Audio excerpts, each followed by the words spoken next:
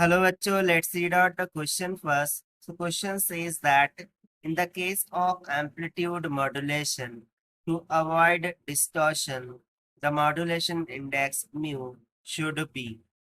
So, यहाँ पर हम सिंपली बोला जा रहा है कि यदि एम्पलीट्यूड मॉड्यूलेशन हो उसमें हमें अवॉइड करना है डिस्टॉर्शन को, सो मॉड्यूलेशन इंडेक्स क्या होना चाहिए।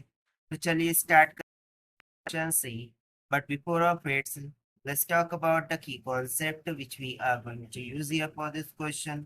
So key concept में हम simply थोड़ा सा discuss कर लेंगे in regarding to the amplitude modulation. That means what is mean by amplitude modulation.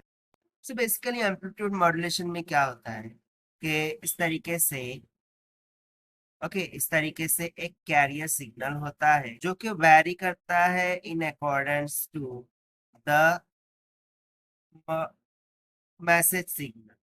ठीक है, क्या बेसिकली एक हाई फ्रिक्वेंसी सिग्नल होता है और ये वैरी करता है in accordance to the information signal और इसी को हम बोल देते हैं एम्पलीट्यूड मॉड्यूलेशन। अब यदि मैं मान लूं कि सी ऑफ टी ये कैरियर सिग्नल को इंडिकेट कर रहा है जो कि है A C sine of omega C T, and secondly I will say the modulating signal or message signal m of t equals to है am sine of omega mt. So after doing the amplitude modulation you will get an modulated signal like cm of t और ये हमें किस तरीके से मिल जाता है ac plus am into sine of omega mt outside of its sine of omega c. Now second term हम यहाँ पर डिस्कस करेंगे the modulation index which is given by mu is equals to am divided by ac, जहाँ पर am amplitude of message signal है और ac क्या है amplitude of career.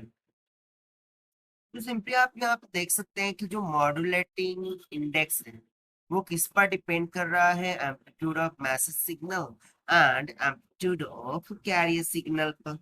So in general यदि हम मॉड्यूलेशन इंडेक्स की बात करें तो इसको हमेशा लेस देन इक्वल्स टू 1 रखा जाता है to avoid distortion, to avoid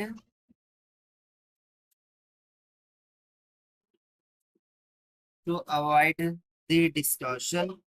Now, why this is happening? So basically, modulation index को less than equals to 1 रखा जाता है to avoid the distortion. So why this is?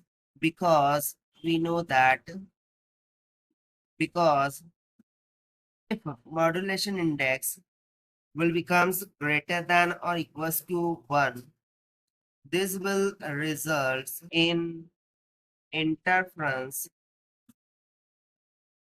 This will result in interference between carrier frequency,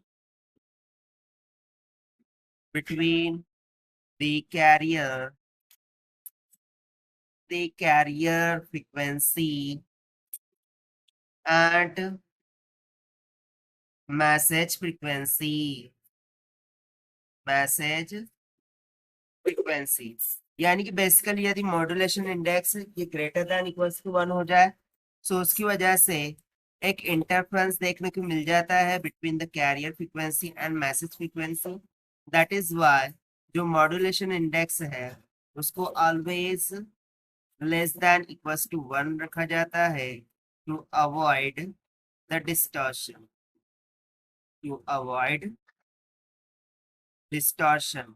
and therefore this is going to be the required answer to our question जो कि हमने solve किया by using the concept of amplitude modulation. Now let's check it out the given option. Then option A will become correct.